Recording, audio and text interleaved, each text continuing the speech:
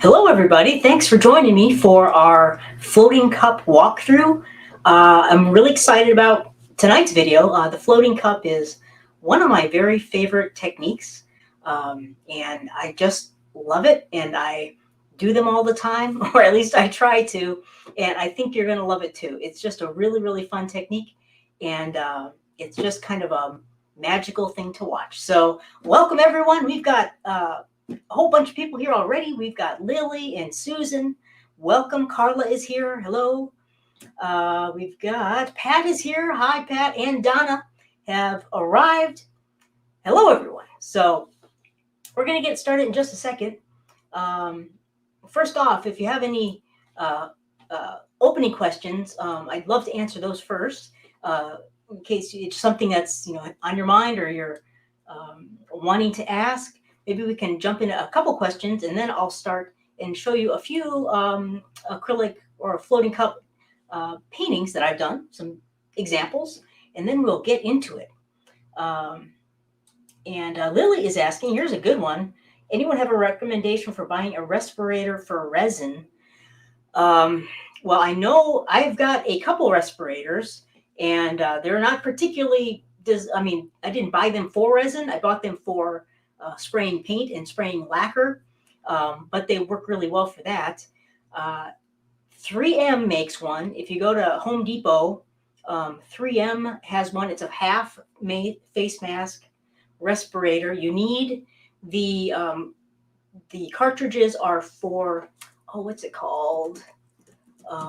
It's for paint and something else. But you definitely need a paint respirator to filter out the fumes. And and I would really recommend, if you're doing resin at all, don't do it inside your house.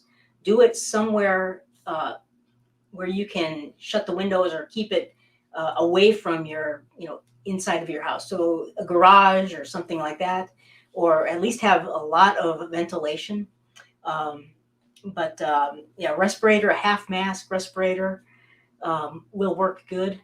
And it all depends on how you react to it. I've seen all kinds of crazy things from people having um, uh, allergic reactions and getting rashes, and it affects their eyes sometimes. I mean, there's all kinds of stories. I don't want to frighten you about it or anything because everyone's different. And, some of these stories seem a little far fetched to me, um, quite frankly, but there is something you should be careful with resin. And the really big thing with the resin is it doesn't smell so much when you're like mixing it up or anything like that. But after you pour it and it's settling, and while it's hardening, it's doing something called off gassing, and there's a chemical reaction that's happening, and that's what's causing these like fumes to leave the resin, and that's the off gassing process. And you definitely don't want to be around for that, and it takes a while for uh, that whole process to happen, and for the resin to cure and everything. So a respirator is a really good idea. But if you go to Home Depot or Lowe's, both of them should have like a 3M half face mask with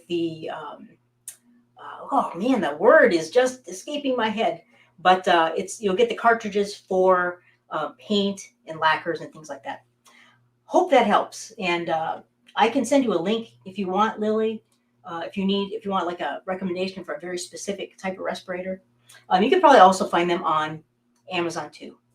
So, all right. Let's see here. So that's a good question. And Susan is asking, what temperature can you use resin at? They really recommend like moderate temperatures. When it gets bad is when it gets really cold and wet out. So if you are in like the high 60s to 70s is probably ideal, or higher for resin. But you don't want to get into anything really cold, 30s, 40s. You might run into some issues with the curing process. So, all right, great question. But again, Susan, with that one, all of them are a little bit different. So I would recommend reading the specific instructions for the particular resin that you're working with. They all have a little bit different, like curing times. Some of them have a little bit different ways of mixing them. Usually, most of them are 1-to-1, but some of them like 1-to-1 volume. Some of them like 1-to-1 weight. So just read the instructions for the particular resin you're going to be working with, and you should have. They should tell you everything you need to know. So, and yeah, Michigan is limited with temperatures, I know. So, but you can give it a try. I would experiment with something small, like cover a small painting, see how it works for you if you're interested in using resin, and just do your best. Just try it out and see. You never know until you to try it out in your conditions. So just give it a shot. And Don has a great idea. Can you put a link on the Amazon shop somewhere on the membership page? Absolutely. Oh, I will show you that. That is in the membership page. And let me take you there. Great question. I can also put the respirator in there too after our live. So great question. Let me just let me open this up, and I'll show you right where that Amazon shop is and some other supply things. I got to get my keyboard. Just a second. I don't need it. Let me bring up my Amazon shop quick, and I'll do this really fast before we get started. So, oops, that's not what I want. I want the studio. Okay, here we go. I'm going to share my screen. And see, I've got all these. I'll just leave it like that. Hopefully you can see. Let me see if I can. Here, I'll do this. I'll bring it up big. Okay. So there is here's the Pouring Studio. Here's the membership. If you go over to products, I'm already logged in. So here's my little face there. I'm logged in already. I'm going to go to products, and I'm going to go to the Pouring Studio. This is our new course setup. So here's the Pouring Studio, where all of the information is. And if you go right down here to materials and supplies, I'm just going to click on that.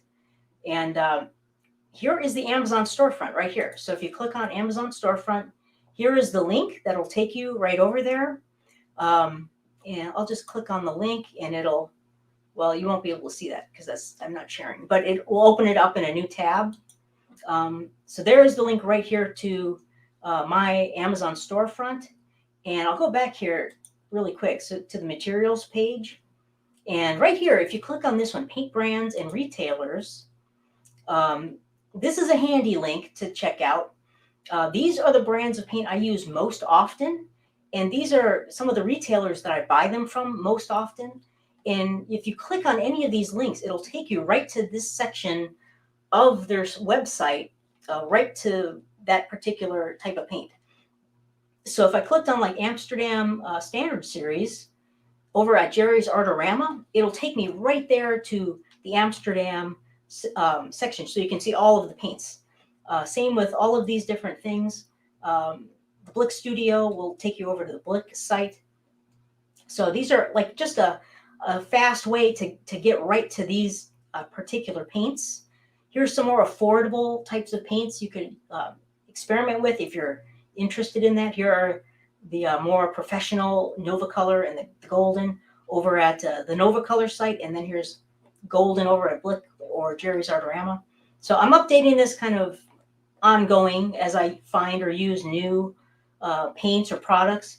I'll probably put maybe some of the, what they're called, some of the resins in here also, as well as maybe some of the mica powders or pigment powders, things like that. So, but right over here in the materials supplies is where you can find these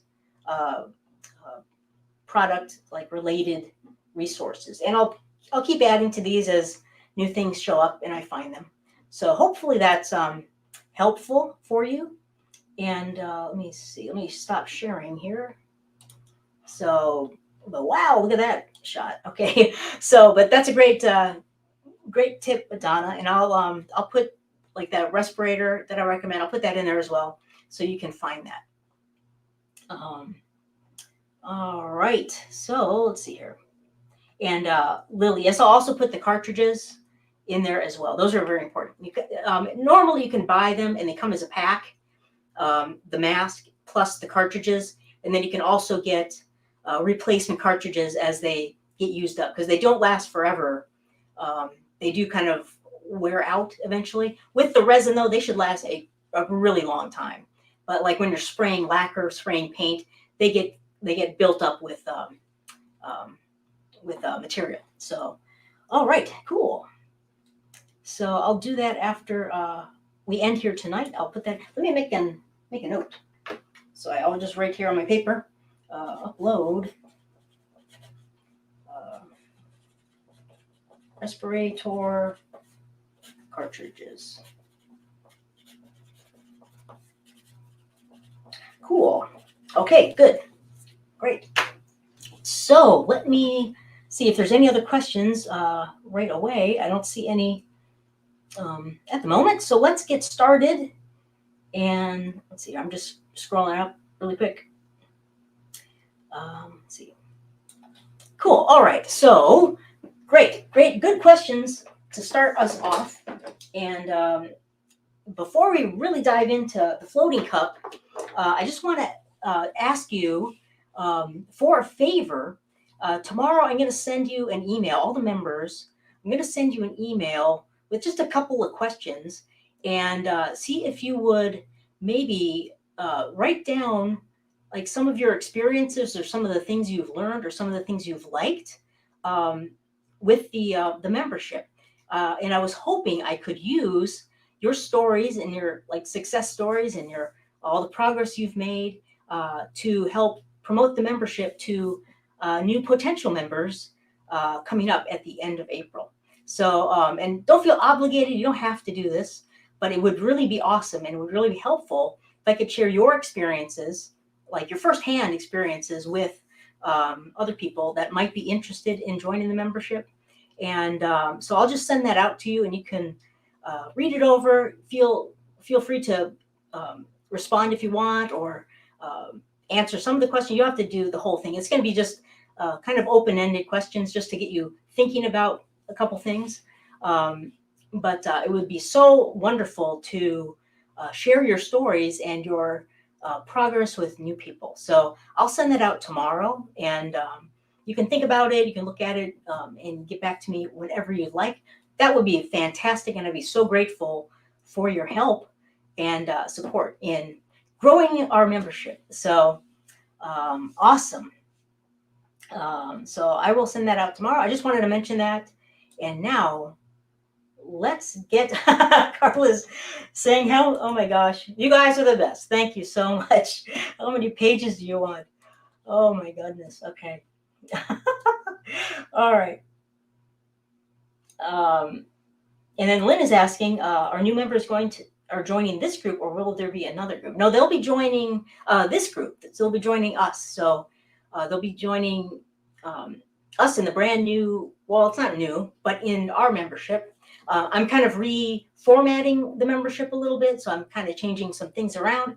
If you happen to watch the art show from yesterday, I kind of walked through some of the new things I've changed in the membership, the actual membership site.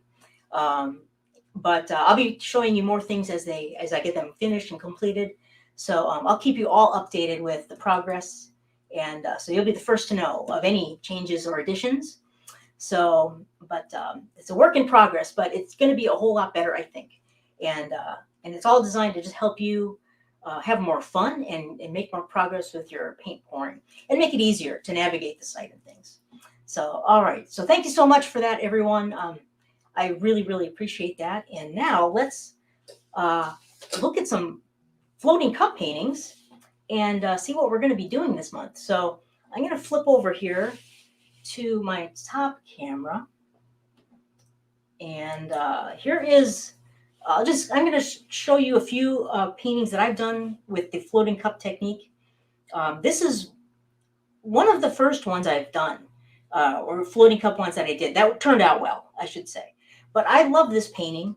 And this is using the Liquitex formula that I'm going to be using some of that tonight. I'll explain that. But it just creates this really amazing organic feel. Some of the Liquitex helps with cell generation. I love this color palette. I'm going to be doing something similar tonight in our demo. But this is typical of like a floating cup technique. It's similar to a flip cup, but it just creates, I think the results are so much more dramatic usually with floating cups. And in this one, I did a lip drag right here that created this interesting motion through the paint. But this is one of my favorite paintings, one of my early successes, which I just love so much. So that's one of them. Here is another, and this is a brighter painting. So this is a yellow and purple painting, and I've done a lot of floating cups using yellows, some of them with purple, some of them with blues, and that's tricky to do. And next week when we do our painting night live, I'll mix up and do a demo that's yellow and purple or blue, and I'll show you kind of how to tackle colors like that when you really can't control the mixing. All these things are mixing together in our layered cup, but you can get some awesome results if you layer your cups kind of a particular way. And I'll walk you through just how to do that. And you can use any color palette, but especially complementary colors like, yellows are very challenging, but this would work great with oranges and reds, or blues and oranges, things like that. Or any other color palette you want. I'll show you how to kind of layer your cups to get, put you in the best shape to get good results, hopefully. So, but this is a kind of a fun painting. I've done a bunch of them kind of like this, and I'll show you another one behind me. So I'll put this down here, and then let me grab another one. This is I might have to adjust the, let me adjust the exposure a bit.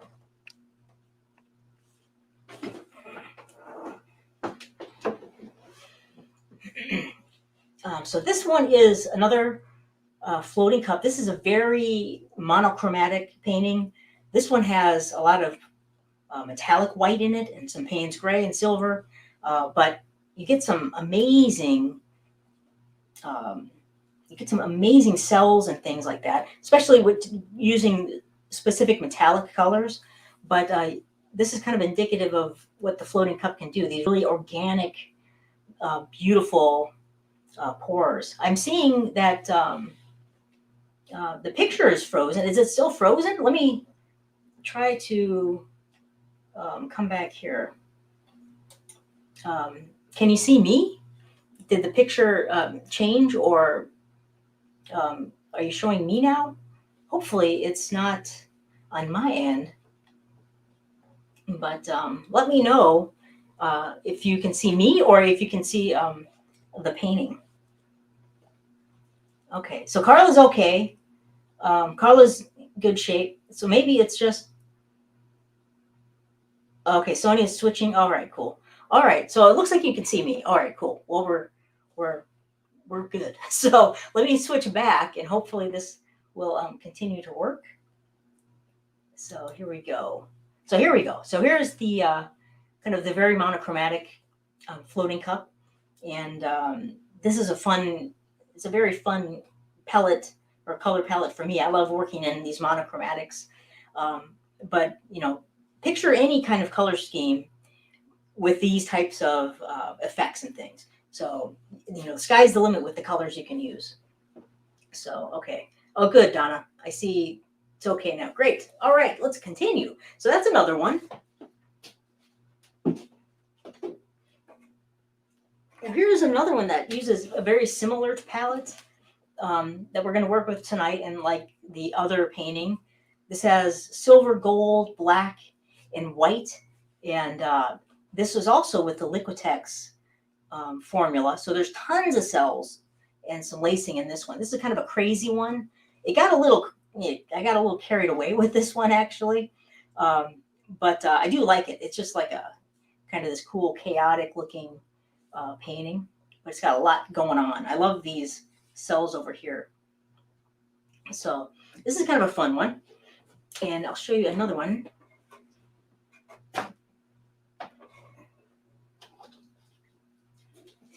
So this one's actually a different color. So here's a great big blue one. Let me adjust the exposure quickly again. So this is a little more what it looks like color-wise. So lots of blues. I used a little bit of white, but not tons of white in this painting, and lots of golds. But this one turned out interesting. They always are going to look different, of course, because it's basically a fancy flip cup. But I just love just the whole process, and in general, I love the results that I usually get. Of course, not everyone is going to work out, but I usually like more than I don't like. So, but that's a great big blue one. And here's another. This one is also a very monochromatic. Oh shoot! Let me.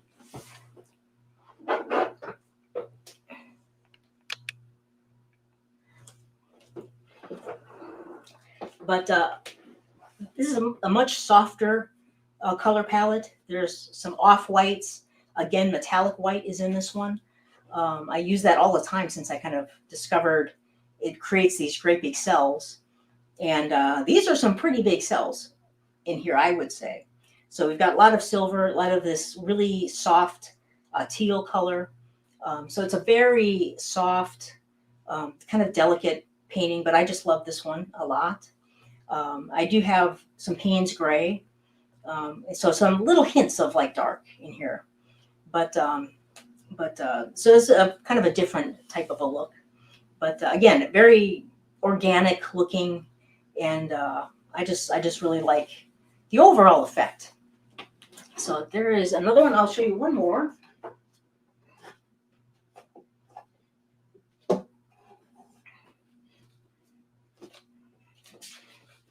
And here it is again, the very similar color palette. I like really like these colors, and I use them a lot. It's very monochromatic, but this one is gold and white and silver and black, and I don't remember if I think I used the. I'm sure I used the Liquitex for a few colors, not all the colors, and I'll explain that a little bit more as well. But I like this one a lot. It kind of has these cool cloudy effects running through it. I did a couple of finger drags, I think, in here. So just a great big, it's like an 18 by 24, but has some pretty nice large cells. But I really like these kind of cloudy, foggy effects. And that can happen quite often with the floating cup, something like this, where it looks kind of hazy. And that's because of the paint kind of flowing out of our cup into our base coat can create these very interesting blending hazy effects, which I find just wonderful. So that is another one. And then I'll show you, let me flip back here and I'll show you three more. So the three behind me are also floating cups. The yellow one over here, that's a larger 18 by 24, and that's yellow and blues. And again, I layered my cup very carefully and like in a very thought out, methodical way. And I'll kind of explain that next week, how to do something like that to kind of minimize the blue and then accentuate the yellow or any color you really want to accentuate. But in this particular one, I'm really happy with the way that one turned out. The one behind me, I think I've talked about this one before. That's a floating cup, but that's using the glue and just regular old craft paint. So you can do this with glue and craft paints too. It doesn't have to be Floetrol, but I really like how that one turned out. And then this one behind me here is another blue one. That was kind of another color palette I use all the time. That was metallic blue and turquoise and gold and Payne's gray again and white. And I really like how that one turned out. So all in all, I just love the way these paintings usually look and turn out with the floating cup. So let's talk about what we need to do to make one of these paintings. So I'm going to just put this aside back here. And Lynn has got a question. And is the metallic white from DecoArt? No, the white I use is from Artist Loft. And I'll talk about that in a second. But I'm sure you could probably use a metallic white from DecoArt. I'll probably have to give that a shot. But this is the one I like. And it works really well for me. It's just the Artist Loft metallic white. And Liquitex Basics makes a metallic white also. They call it an iridescent white, but that could also work really well. But this one in particular just gives me some really great effects, so I use it a lot. But you could probably try the DecoArt one as well. And I know they have a DecoArt makes in the line of the 24K gold, the DecoArt Americana line. They make a pearlescent, like a pearl white, and that's a fun color to use, but it acts much differently. It's much more translucent than like this white. This is a very opaque white, which I like a lot. So it's very opaque, similar to like our titanium white and stuff. And it makes these really cool cells. And I'm sure that has to do with this. Probably has a very heavy weight, like molecular weight to it. So that's probably what helps create the cells, and it's metallic. But anyway, great question. Let's see. So okay, cool.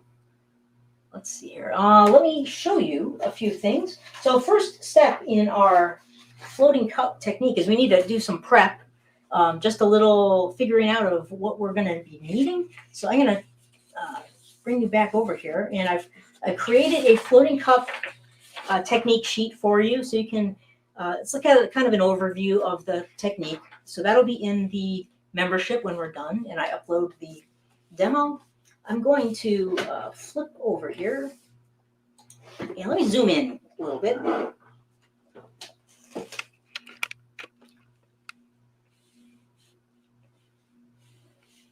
There we go. All right, that looks pretty good. So I'm not going to read this whole thing. You can kind of print it out and read it at your leisure. But it talks about the mixing formulas, something about the paint consistencies, kind of the steps, that you need, kind of to do this technique. A couple tips and tricks down here. So kind of the standard kind of a technique sheet that I usually create for you. And but the first thing we need to do for our prep, zoom. Okay, there we go. Is we have to decide how much paint we need. That's a very important step. And so here's the Canvas Coverage Cheat Sheet 2.0. If you haven't printed this one out, it's available over in the membership right now. I kind of switched it up a little bit. And we've got our flip cup measurements. We've got our ring and straight pour measurements. And then I've also put down like a base coat measurement right here. I think I've talked about this before. And this isn't to get super exact or precise with your base coat, but just to give you an idea of kind of how much paint you'd need for a regular base coat. Now the floating cup, we're going to be using a little more base coat because we need to kind of have a paint puddle to flip our layered cup into. I'll talk about that in a second. This base coat is just like you pour it on and you spread it out kind of thinly, like a standard type of a base coat. But over here, we need to determine what kind of canvas size we're going to be using, and then how much paint we need. I'm going to be doing a 16 by 20 for our demo. And so since this is a version of a flip cup, I'm going to use 13 ounces. So I need at least a 13 ounce cup for our layered cup. And so that's the first thing we need to check off our list. I need a 13 ounce cup, and I've got that. And then over here, this is the easy formula right here, paint mixing formula. And you can use the easy formula if you want. That's totally fine to use. I've done many floating cups with the easy formula. It works great. Or if you look right down here, here is the Liquitex pouring medium formula. And I like to use this one a lot with floating cups. It helps generate those cells and this interesting lacing. And so I got some of my paints mixed with the Liquitex mixture tonight, and I'll walk you through that. But here is the formula. So it's 3 parts Floetrol, 2 parts Liquitex pouring medium. I'll show you exactly which bottle that is, and 3 parts paint. And then, of course, a little bit of water to get the correct consistency. And, of course, here's our part size. So whatever part size you want to use, this kind of determines how much paint you're going to be mixing up. And over here, you can see the total amount of paint you'd be mixing up. And of course, I like to make my little paint mixing guides.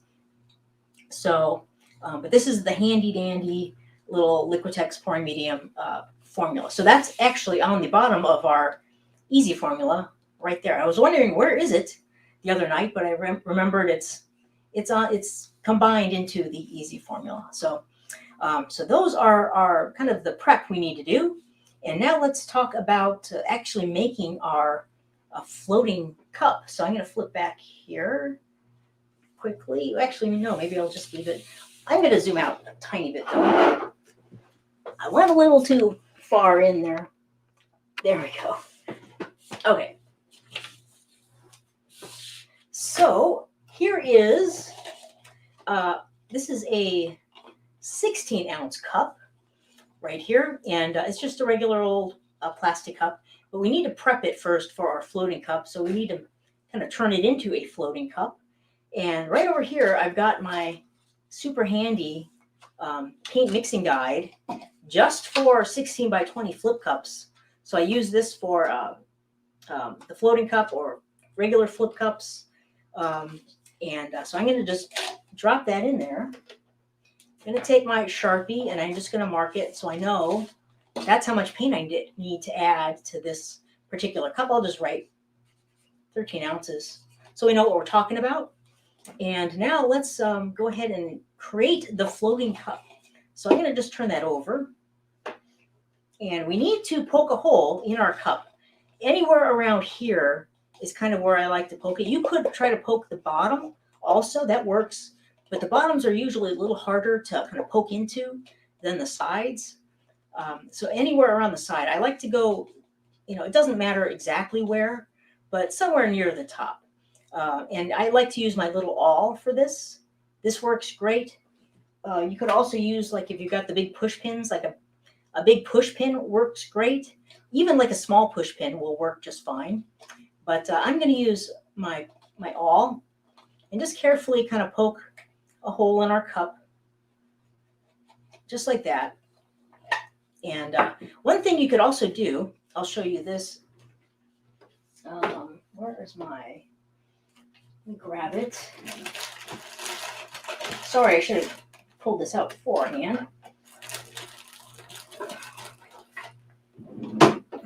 If you have a skewer, like here's a skewer that has paint on it, but if you have like a little tiny push pin, let me grab one.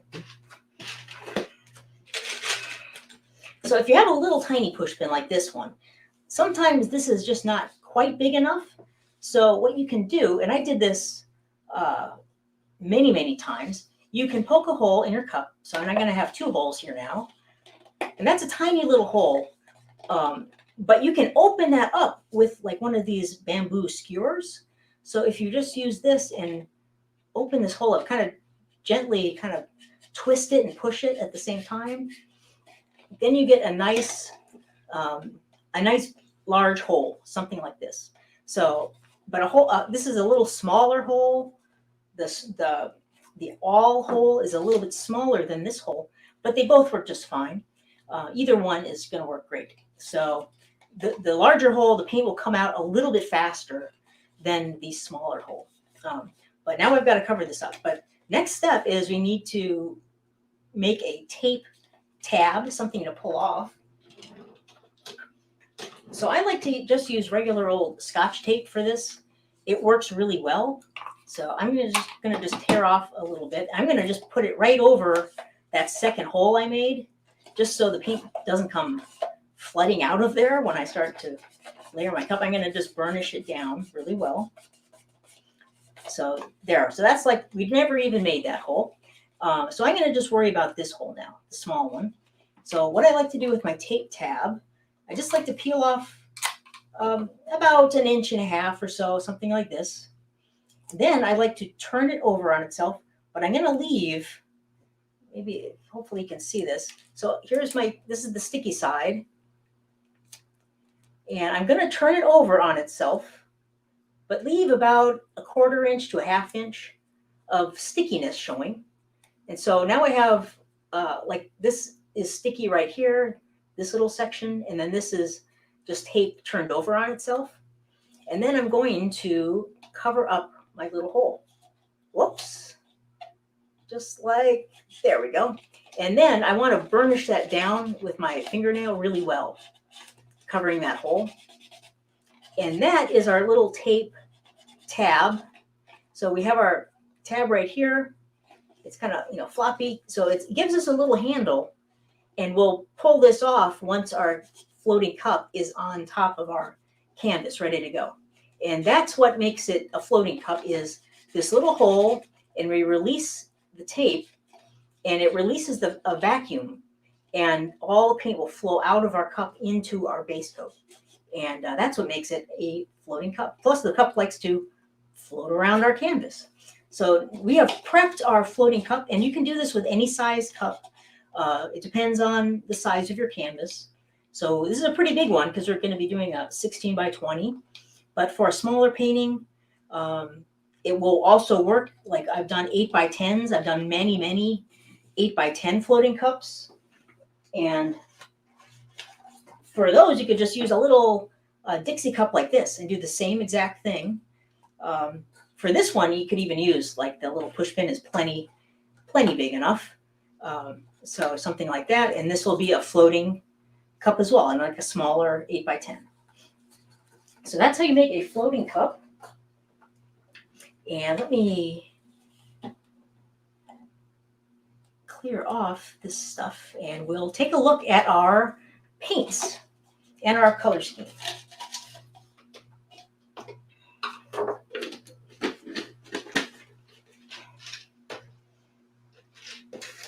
Give me 1 second.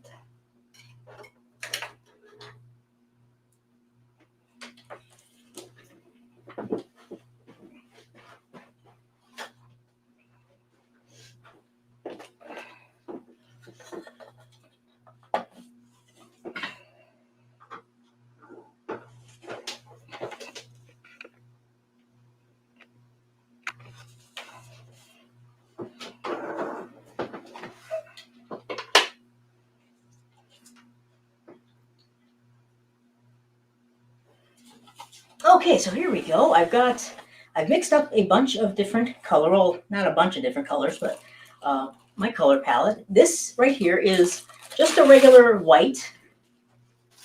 That is the Artist Loft white. It's the this stuff, the soft body white, and I'm not loving this stuff. It works okay. I miss the old version of this, but it works all right. I'm not in love with it. It's okay. It's a little bit thicker. It takes a little more water to actually thin it out, but it works okay. So I've got some of that. I've got some of the Artist Loft Flow Acrylic Black right here, and that is mixed with the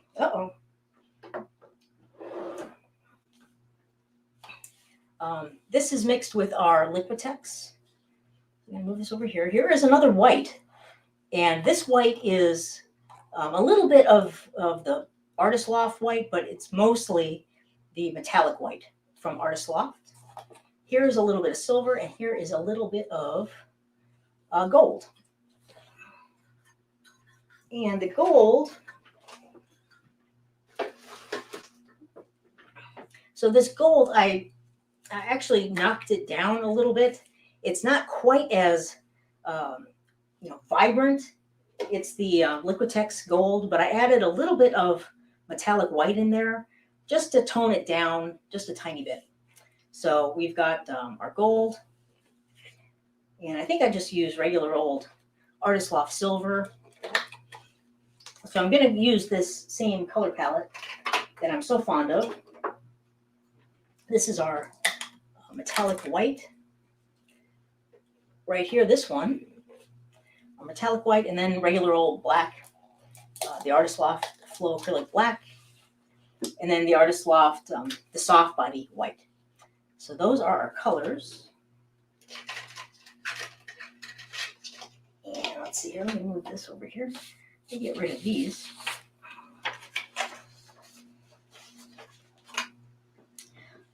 So this is just regular, this is the easy formula, the base coat formula right here. So that's the easy formula. All of these are the Liquitex pouring medium formula. So 3 parts Floetrol, 2 parts Liquitex pouring medium, which is this one right here. So the Liquitex is the gray label, and it's the pouring medium. It's the effects line, I guess they call it, but the gray label Liquitex pouring medium. So 2 parts of that, and then 3 parts of paint, and then a little bit of water to get just the right consistency. And I'll show you what the consistency is. Let me grab a stick here.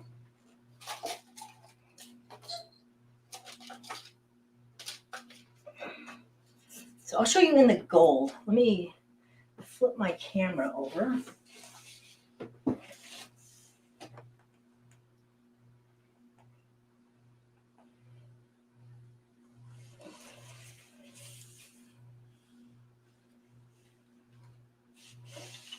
Just 1 second.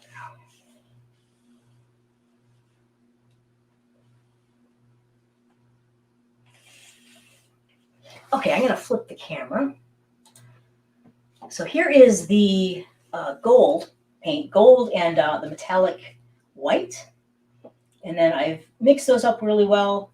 And this formula in general is a little bit thinner than the easy formula, just because we add that Liquitex pouring medium to it. But I did have to add water to all of these paints. But here is the thickness. So we do have a mound, but it's a little bit smaller mound than like a ring pour mound. So this paint is a little bit thinner than the ring pour consistency. This is what I like to call a slight mound. So we've got that little mound there, and that is it. And I'm working on our consistency course, and I'm giving all of these paints, these different consistency paints, I've created a scale for them. So it's basically like a 0 to 5 scale, and 1 is the thickest. Actually, 0 is like regular paint, and like the Artist Loft Soft Body would be like a 0, just regular without anything in it.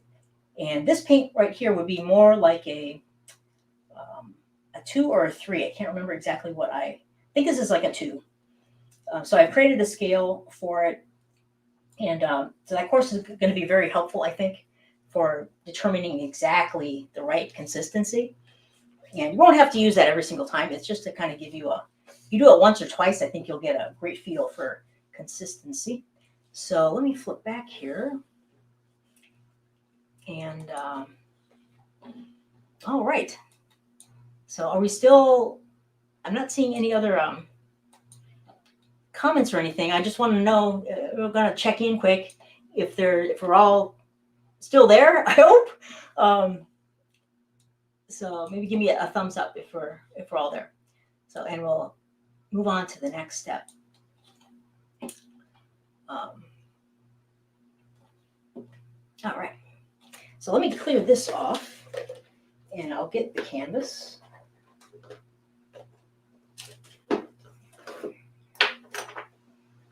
All right, cool. Thank you, Susan. Thank you, Lynn. Thank you, Carla. And awesome. Okay, I will press on. So the next step we need to do is just prep our canvas. I've already done that. So I've got our colors all ready to go. And one thing I wanted to mention, I'll maybe do it for you. But here's my canvas, just a 16 by 20. just a canvas. It's prepped. It's got my cup hooks on it, and getting ready to go. Um, but let me do this for you. I'll show you one thing with the consistency course is I will be using like the drip tests in two different ways. One way, which is most often used right now, are just to compare your paints together. So let me just compare them, and I'll show you kind of how you do that quickly. And but then the other way is actually to test the thickness or thinness of the paint. And that's my custom uh, way of doing it. And I've got it's like a tool I'm building, and it should be pretty accurate.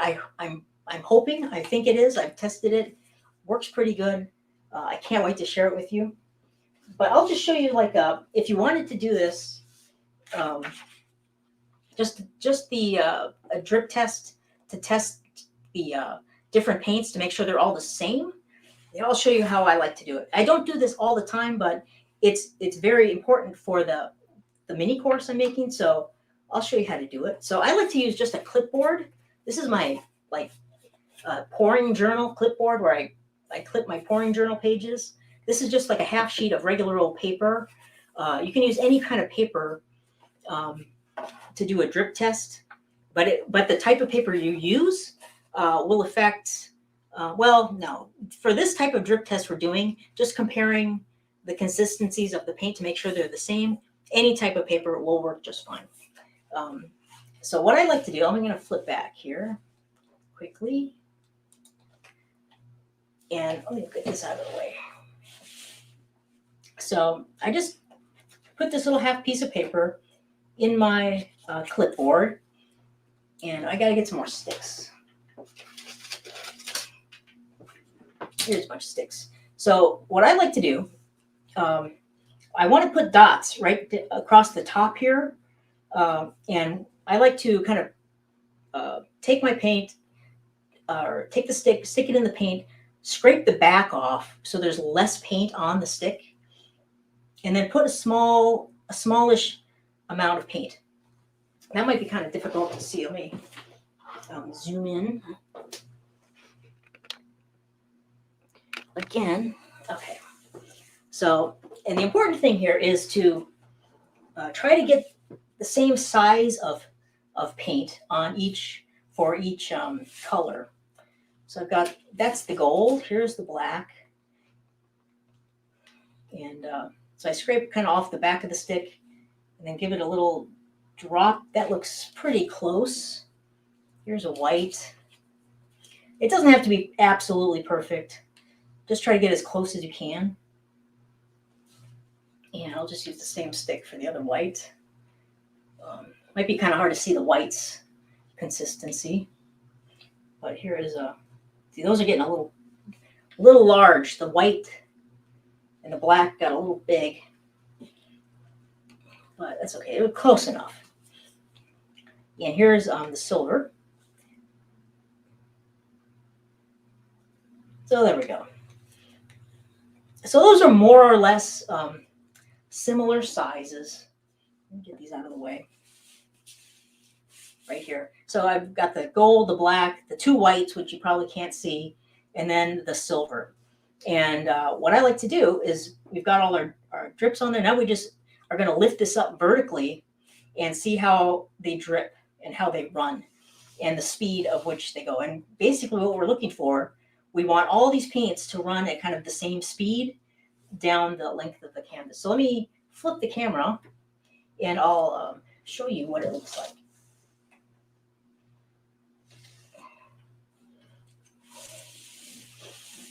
Let's see, let me get this set up. And will that work? I think it will. I hope. Let me zoom back. This one.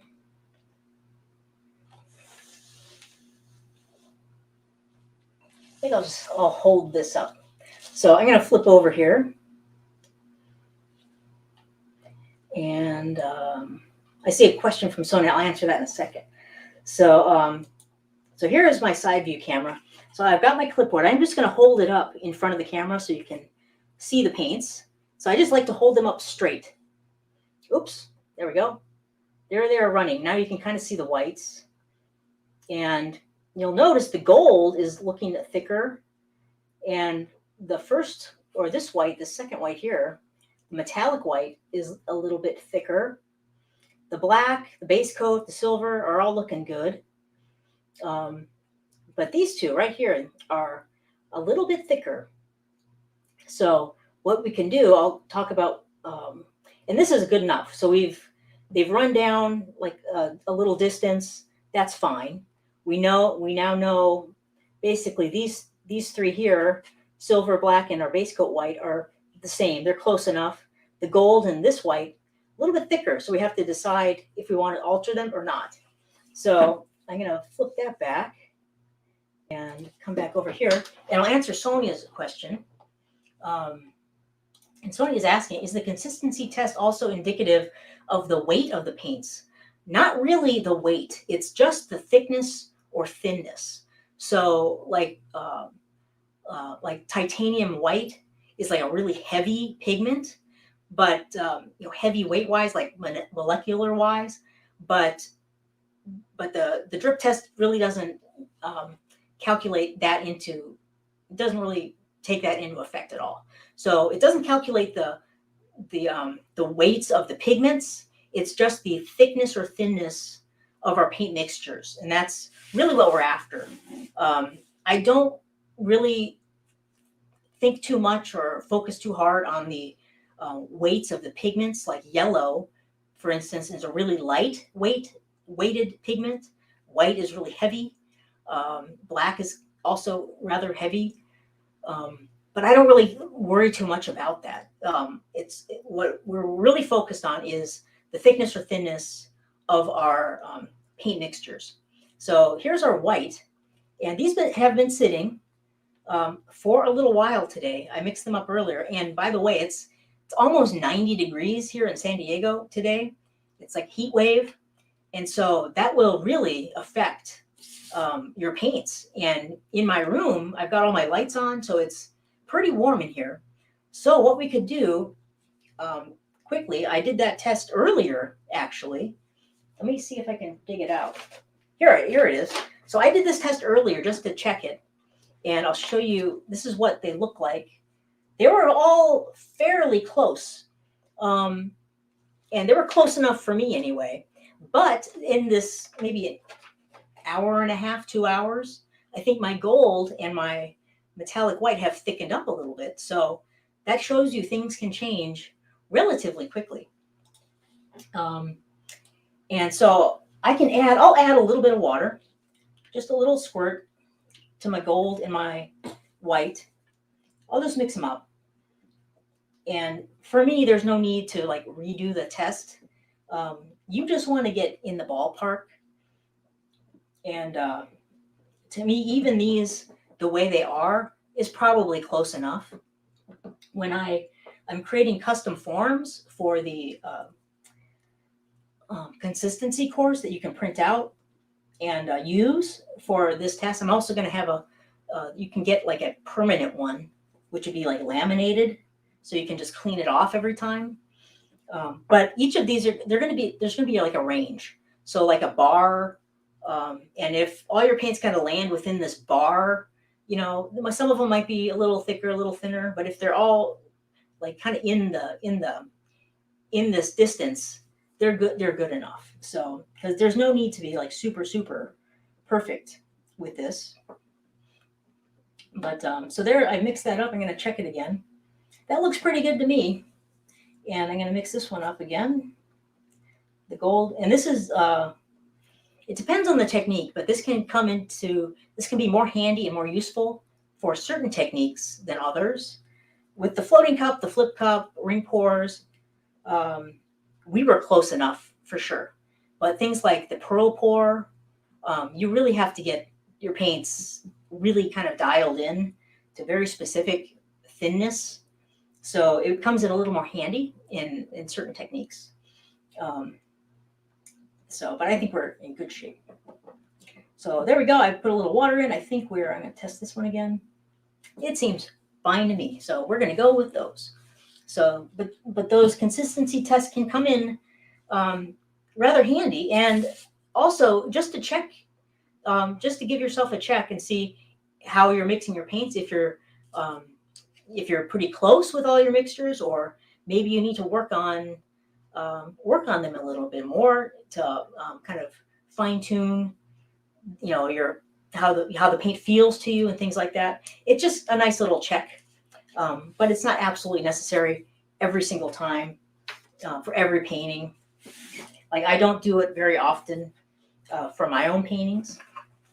So, but hopefully found that helpful. And I'm doing that a lot more now because I'm working on this course, so it's always in the top of mind. So, um, and Lynn is asking, um, is there a resource for specific paint weights? Yes, there is. Well, it depends on the brand. Golden has one, and that's what everyone recommends. Like everyone recommends the Golden. They have a spreadsheet with all of their different colors and all of the different um, weights of their pigments. And some of them are transferable. I would look for trends though, because a lot of the pigments that Golden are using in their paints are higher quality and they're more pure. They're like, they've got a lot of colors that have one pigment. Like their yellows, cadmium yellow might have one pigment. Cheaper paints like Artist Loft, they might use 3 different pigments to get that same color. And so it's a little different. They're not using just one pigment. They're using like 3 different pigments. So the weights don't really transfer over from one brand to the next brand.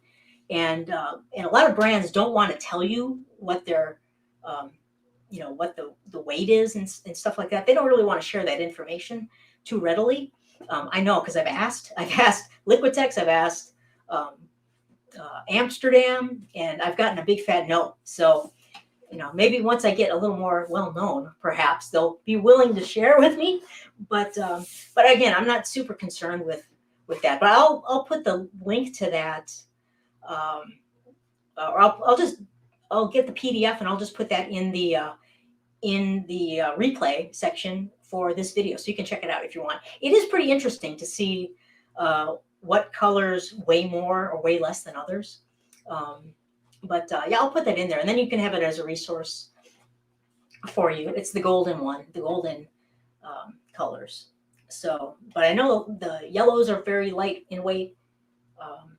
Whites are very heavy. The heaviest is actually zinc white, which is kind of a translucent white paint. So that's a great question, Lynn. I'll put that in there for you. Okay, I think we're ready to layer our cup and start doing a floating cup. So I have got my cup ready. We have 13 ounces that we need to put in here. And let's get to it and start layering our cup and do a floating cup pour. Before I do that, though, let me just fiddle with my camera just to make sure I have it set up correctly, because I've been moving it all over the place.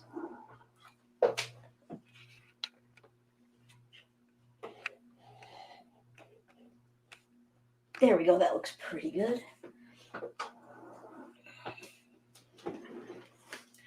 Okay, so I'm going to move that aside for a moment. And let me...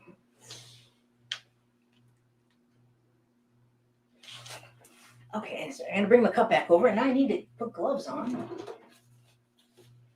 Let's grab some old ones.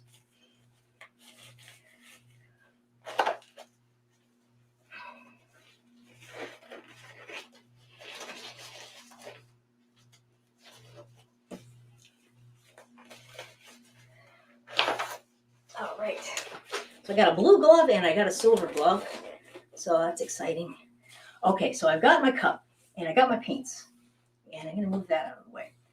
And what I'm thinking about for this color palette in particular, I want a lot of white in the composition. I want to kind of limit the black and the silver. I would like to have a bunch of gold. So I'm kind of focused on getting a lot of white and getting a lot of gold and kind of limiting these a little bit.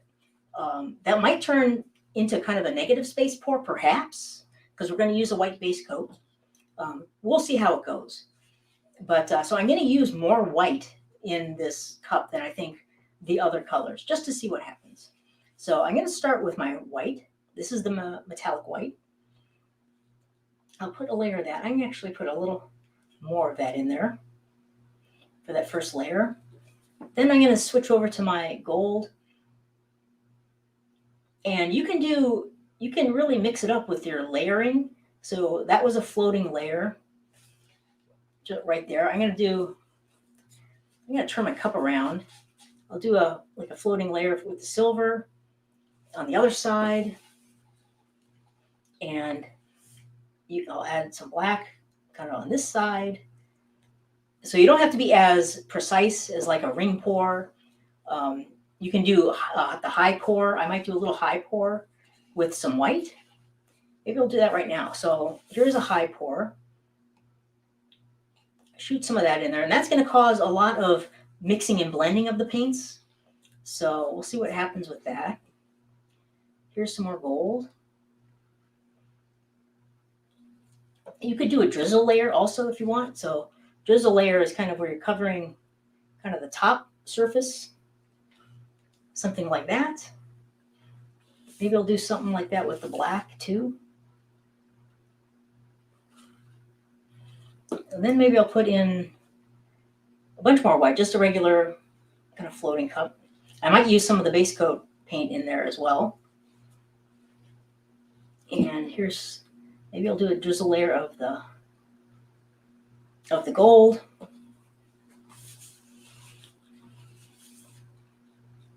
Here's some more of the silver. Scrape some of that out. And let's see, I'm going to use a little bit of the base coat and do kind of a drizzle layer of the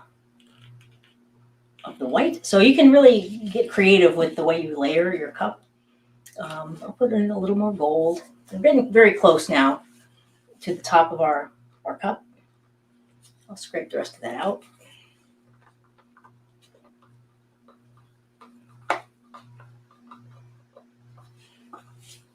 There we go. And we got to put a little more black in there. And then I'll add the rest of the metallic white. I think we've got it. That looks pretty good. We've got a 13-ounce cup. I'm going to move these aside. And we've got our base coat of white. I'm going to set that over here. Let that kind of sit. And now I'm going to just wipe my hands a second. And then I'm going to put spread my base coat. Now this is kind of a two-step base coat. So I'm going to just kind of drizzle some of this on here. And take my knife and then just spread it regularly. Kind of a thinner base coat. But you could put this on a tiny bit thicker. I like it to be thicker, a little bit thicker in the center section. On the edges, it doesn't need to be very thick. Just kind of a regular base coat. And also, you could do this with just the paint puddle in the middle. I see that done all the time. And it can work fine. I just am so used to doing spreading out the full base coat. That's kind of how I like to do it. But you could do it or try it out if just putting like the white puddle in the center and then putting our flip cup into that.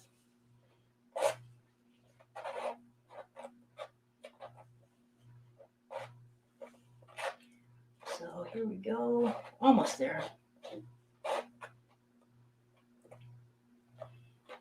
So that looks pretty good. Now we could torch that if you want at this stage, just to get some air bubbles out. Can be a good idea.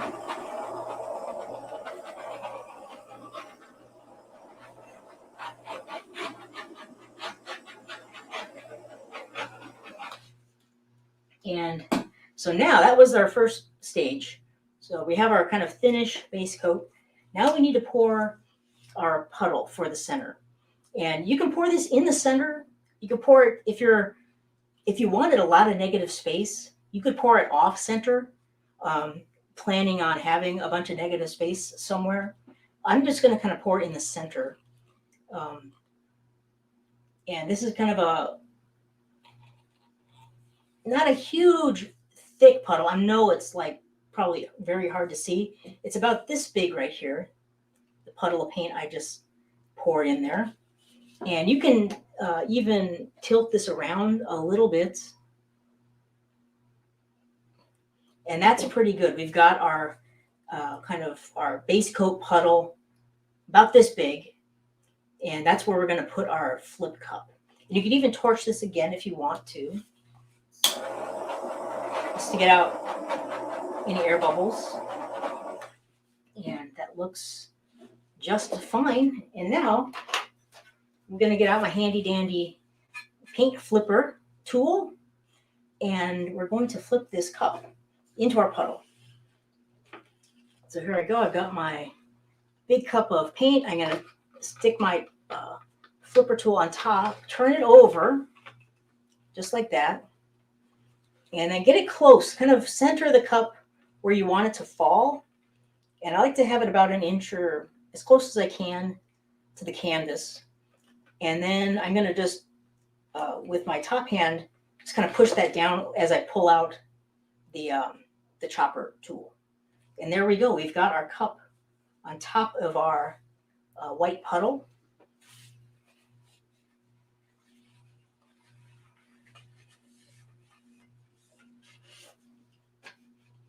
And just wiped off my chopper a little bit, and we're ready to go. We can just let that sit there for a second.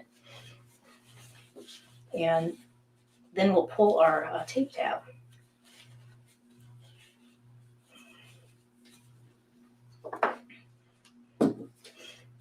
Just move this out of here. Okay, so we got some interesting things happening right around here so far. But I'm going to, let's see. I'm going to see which way would be the better way. I'm going to move my side camera.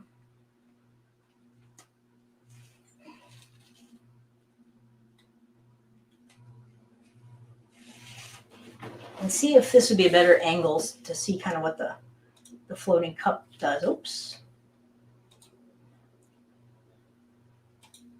Why is it doing that? That's weird. There we go. No, that's not what I want. There we go. Okay. So here we go. Here is the side view. Maybe this will be better. It's a little closer shot. And here's my tape tab right here. So all I'm going to do is just gently kind of to grab the cup, the top of the cup, and just pull that tape tab off and then let it go. And then the cup is going to just do its thing. The paint is going to just come flowing right out of there. And let's see. Let's see if I can do this.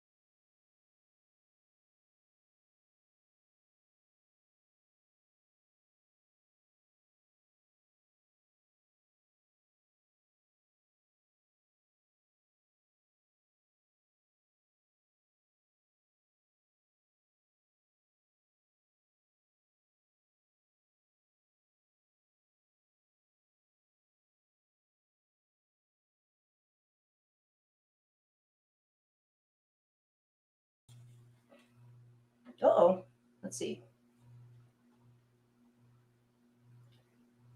Let me see here. Okay. Let me go to the top camera. Okay, can you hear me now? Oh my gosh.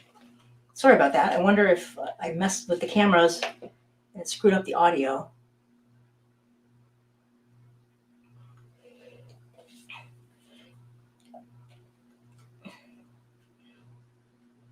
So hopefully you can see me now. But what I did was, I'll just recap. No sound still? Oh, shoot. Okay, Pat says yes. All right. Okay, good. Woof. Okay. So, but I gently, when the cup stops moving on it, on the first release of paint, you can kind of gently lift it again, and it'll release a little more paint out. And then you could float it around a little bit if you wanted to, float the cup around. I just kind of lifted it off. Most of the paint was out. And then I just like to look at the center. And that's when, like, I noticed there was no sound. This is not a great center. I don't love this. So we can do a couple things here. We could, I'll demonstrate a couple. You could put the cup back and kind of do a little twirl with the cup, and that'll create some interesting things, like interesting effects. It's kind of like a lip drag, but a little more subtle. And I usually like that. So we kind of twirled this around and create a little more interest. And we still have some, I don't love what's happening here, but it's going to change. All this stuff is going to expand and grow and change as we tilt. I think I'll leave it like that. That's kind of interesting. So we've got a ton of cells popping up all over the place. And that's probably because, one, we've got the Liquitex in here. Two, we've got the metallic white. So kind of a combo with all those cells. And now we can kind of walk through our pouring process, kind of similar to what we normally do. So let's get started. I think I'm going to move the paint puddle over this way and down here just to get started. And you notice we've got a ton of black in this. Just what I said I was not going for, but that's what we got. But I think the white will start popping up as we move. So let's see here. So I'm just taking a look on what I want to do. I'm liking this area right here. This would be a nice area to maybe leave a little negative space because it's kind of right in with all this white. I'll leave that alone for now, perhaps. But if there's other things you don't like about the painting, now is the time. We've kind of stretched out our paint puddle. We can manipulate some things if we wanted to. I did a little of the cup, like dragging through here. I've got this big area of black, but I really like that actually, like this big field of black. I don't think you could do some like finger drags. You could use, Susan thought finger drag through the black would be cool. Let's give it a shot. So I'm going to start here. I kind of like this. I'm going to kind of continue this up through here. And I'll bring in some white, or perhaps. That's kind of interesting. I'll do one more.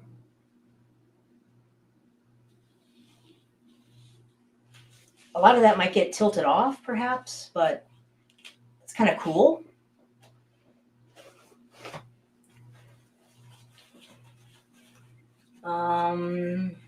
Maybe I'll do one over here just to kind of match that up.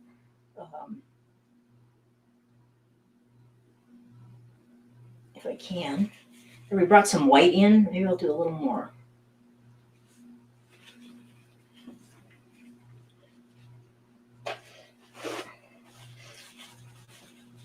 So now is the time to do this stuff because you have enough paint that after you do the lip drag or the finger drag, it'll merge back into itself. We actually got some cells happening right in there. That's kind of neat. So I think I'm going to call that good for now. Let's tilt off of a corner and then see what we got. I think I'm going to go off of this corner down here first. And these cells are bound to get tilted off, but that's just the way it works sometimes. So there we go. I just wanted to cover that and then I'll tilt back. So we kept a little bit of that finger drag in there, a little. Where to next? I think I'm going to go up here and do this corner next. I'm just going to kind of move that paint up. I want to go kind of gentle. I don't want to, I want to try to preserve those cells, like the shape of them, as much as I can. They're going to get all distorted right now, but they should kind of go back into, if I can keep them. There we go. Tilting back.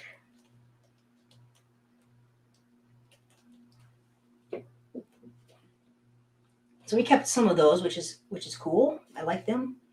I'm going to bring everything kind of down towards me. So I'm just going to lift the canvas straight up towards me and let it kind of, everything kind of roll down. And then I'm angling it now kind of towards this corner where my fingers are.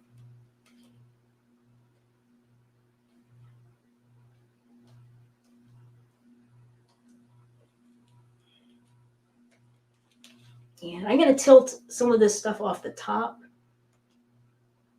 There we go. It just looked like it would be a kind of a weird line up there.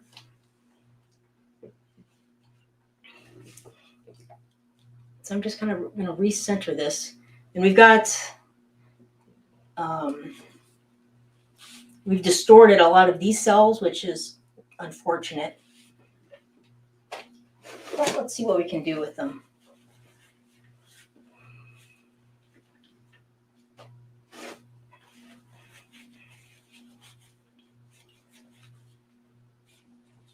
Let's see. What do I want to do now? So we've got this last corner, but all these cells are kind of got kind of crazy. So what I think I'm going to do, I'm going to add a little bit of white here. I got a little left, kind of like a flow extender type of thing, right underneath these cells.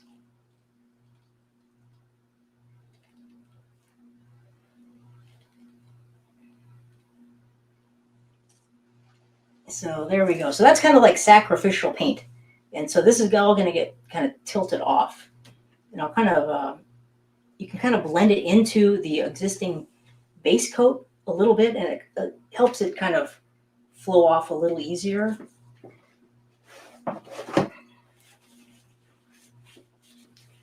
So let's tilt that and see what happens. Here we go. I'm going to go kind of slow.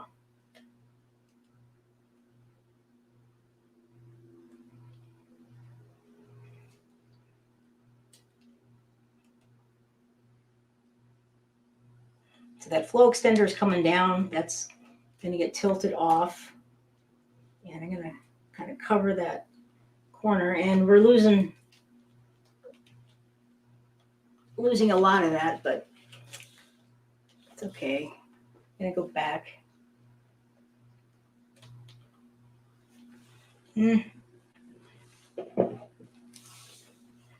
Well, this worked out exactly how I thought. So, oh, look at all that white. Oh my gosh.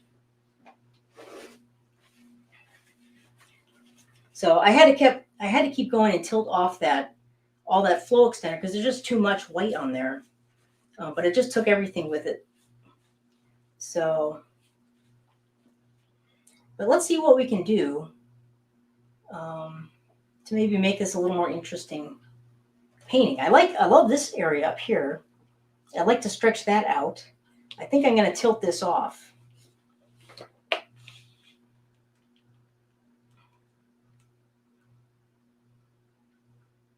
So, well, let me tell you what I'm doing first. So that was just the second phase. You know, we covered the whole canvas. Things didn't work out as I was hoping, but now we're into the final phase of tilting, which is the adjustment phase, kind of the fine-tuning adjustment phase. And So what I'm going to do is I want to stretch this section down here, which should open that up and give us some more white, hopefully. I'm going to lose all this stuff, but that's okay with me because this is more interesting to me than this down here. It's always a balancing act of keeping something and losing something because you just can never keep it all. So we're always having to, pick out things we like and lose the things that we might like them, but we're willing to let them go for like the greater good of the painting. So let's see what we can do with this one.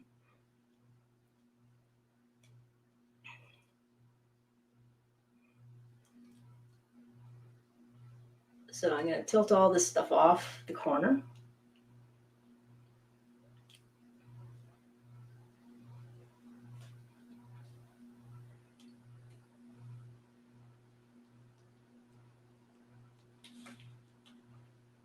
And a little more towards me.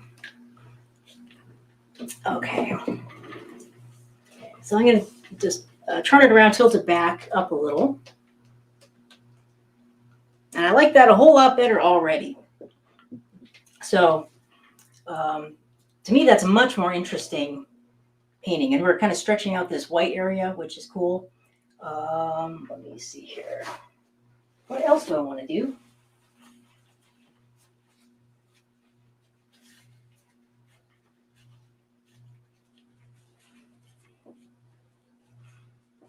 So I'll point some things out.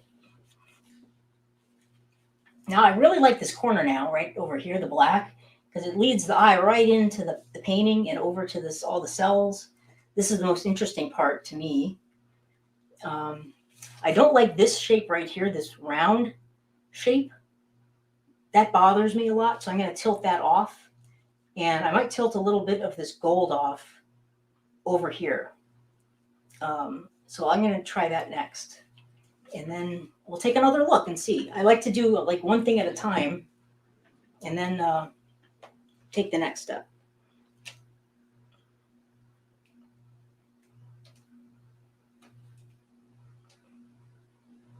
So I'm just going to tilt that thing off. And then I'm going to turn it, kind of tilt it kind of this way and tilt some of that gold off.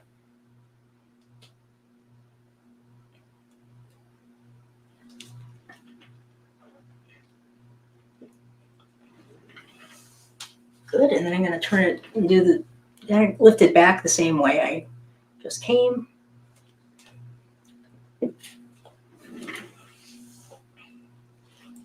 Kind of tilt it back down a little bit. Now I'm just recentering the paint a little. And let's see what we got now. So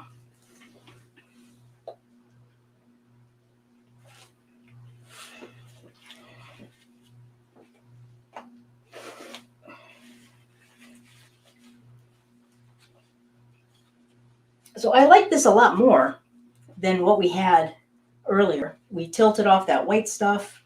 That weird shape is gone. I like this corner much better now. It's this golden corner.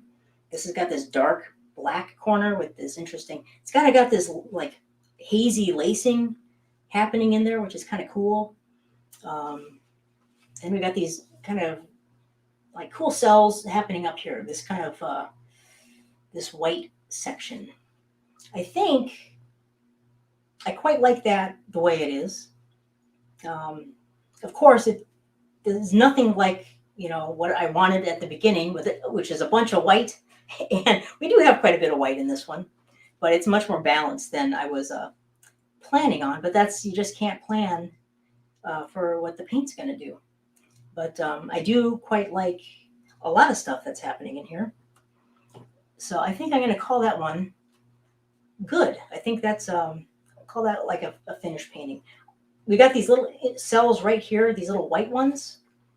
I'm not thrilled with those. They're kind of distracting, but to try to pull paint all the way down there to remove them would be very difficult. Let's see. One thing we could try, let's just try it.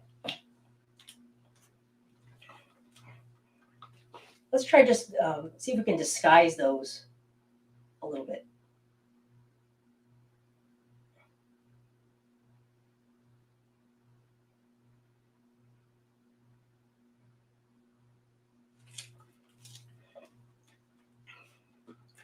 It sometimes works, it sometimes doesn't work. I'm going to try to, so I put some black paint there just to kind of cover up that white. Now I'm going to try to erase the black off of the canvas. So I have a straw right here. So what I'm going to do is kind of suck some of this paint up and then kind of shoot it out on my paper over here.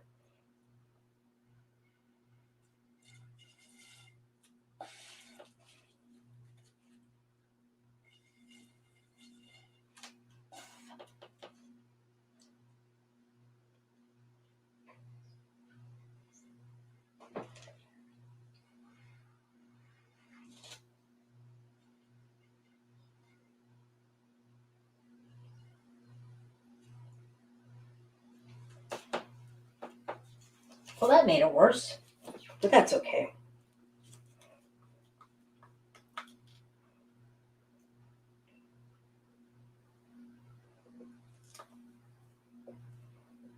I'm just going to kind of cover this little corner with some black.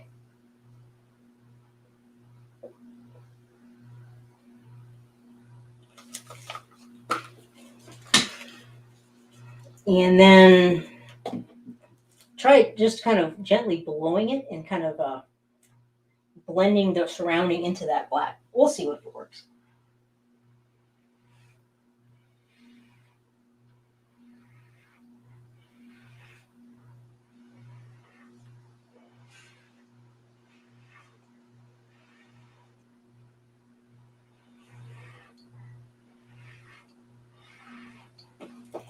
Not really. So, but I'm not too worried about that. So, sometimes you can kind of tweak those little areas. This didn't help too much. Maybe I'll mess around with it after we're done. But it's a very small little piece, and I hate to mess everything else up to kind of fix a little boo boo, like a little boo boo area. So, but okay, so I guess that is our floating cup demo. So that's the kind of the standard way of doing a floating cup. They're always fun to do. And even when they don't do what you want, which the paint hardly ever does, but I do really like it. I think we pulled it around, so we got a lot of interesting stuff happening. And it looks more balanced to me. We've got like the gold kind of spread out nicely. I love this corner. I like these little details right here, the black kind of surrounding these two little golden cells. So there's a lot of cool, kind of interesting stuff in this one. So that is our, and Donna just said, had a great idea. Maybe a little silver mix will cover this. And that might work absolutely. The other thing we can do is we can take a look at what we got under here. We've got our drippings, which are mostly white, but we could mix a few of this together or some of this together, blend it together, and kind of mess with that little spot. But I'll screw around with that maybe later after we're done. So, and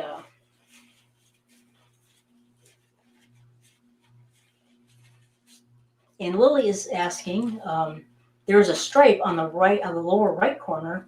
Can you pour black over that? And like this one right here, like that little stripe. Yeah, you could pour black over that. I kind of like that stripe. It's like, I know I always say I don't like interesting things right on the edge. But there's always an exception. And, but that, I don't really mind that too much. I don't know why. Like, I think I focus on this shape more than this little tiny shape. You could tilt it off though. If it bothered you, you could tilt it off. You could tilt this off too over here. But yeah, I mean, you could definitely do that though, Lily. To answer your question, yes. And then Dot is saying tiny dot, lower right corner. Oh my gosh. Which dot? This dot? There's a couple little tiny dots in there, but like there's a little dot here. But I mean, at some point you have to just let it go. So, but that's funny, Donna. Eagle eye is Donna's got an eagle eye. So cool. All right. So let me go back here and Carla had mentioned this technique seems to be a lot more compositional work than some other techniques. Yes, it can be. That's one reason I like it so much is everything's so organic. Like a ring pour, you pretty much have your rings and you can expand them and stretch them, but only to a certain point, really. But something like this, you can really go nuts with stretching and tilting because it's so organic and so abstract that you can really play around with like floating cups a lot. Same thing with flip cups as well. But floating cups to me are just so much more interesting, and usually the effects are much um, better with floating cups I found than just a regular old flip cup. So, and yeah, Lynn is with Lily too. They don't like the little stripe. Oh my gosh. Well, we could try tilting it off. I don't know. I kind of like that little stripe. I'm gonna leave that. So that's the exception to the rule. Is this little interesting thing right here. So, okay. But all right, let me flip back here. So that's like kind of a standard floating cup. But next week, I'm going to show you a few variations of a floating cup, perhaps like a split base coat, perhaps 2 floating cups. And I'm playing around with another type of thing, which is, I don't want to give it away, so I'll leave that secret. But I'm hoping it'll work really well. So we're going to do a few variations. I'll show you how to mix or layer a cup similar to the yellow one. So I might do a yellow and blue pour similar to this one.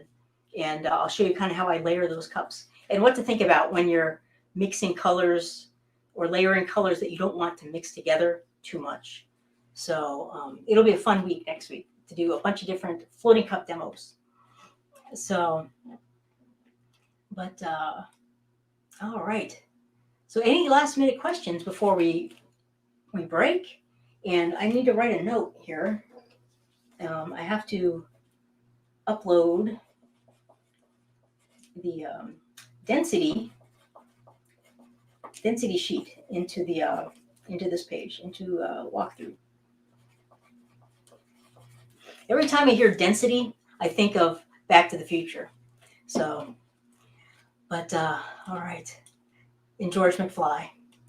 But oh my gosh. So I don't see any last minute questions, but thanks for joining me. This was a whole lot of fun. I hope you enjoyed it. Sorry about the little technical glitches. Those always pop up when you don't want them to, of course. But I'm going to upload the replay, and I will upload those things you talked about. I'll add the respirator and the cartridges to my Amazon store. I'm going to upload the density chart over to in the replay page, and then that should do it. And then you can access that. I'll do it tonight at some point, and then you can access it later or tomorrow. So, but thanks so much for joining me, everyone. And I can't wait to see you next week. I'll be doing a Friday demo, of course, and we'll see what, I don't know. I'm thinking of a couple different things. I don't know yet. I don't know. But for the Friday demo, I'll come up with something fun. So thanks so much, everyone. If you have any questions about anything we covered, feel free to send me a message or email, and I'll get back to you as soon as I possibly can. And I look forward to talking to you again very soon. Take care. Have a great evening, and I'll see you next time.